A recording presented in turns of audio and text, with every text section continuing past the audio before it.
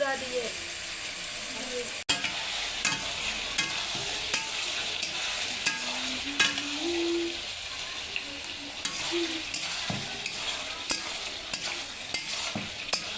আজকে আমরা করছি আজকে আমার বাড়িতে আজকে আছে নবীজির জন্মদিনের জন্য।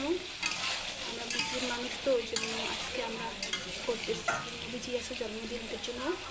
বাড়িতে পায়েস বানা হচ্ছে, গরু গোস্ত বানা হচ্ছে। এখানে আমি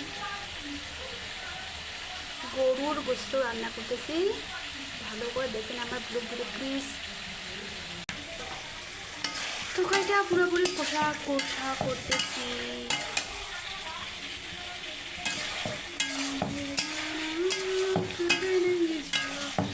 পুরোপুরি গোসল রেডি। বাড়িতে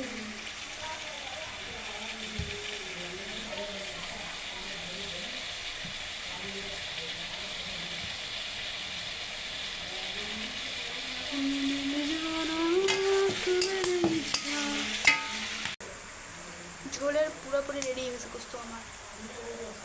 এখানে ঝোলে বানাইলাম, ঝোল খাপতে ঝোলে করলাম। আপনারা ট্রাই করতে পারেন আমার এই গোস্তটা।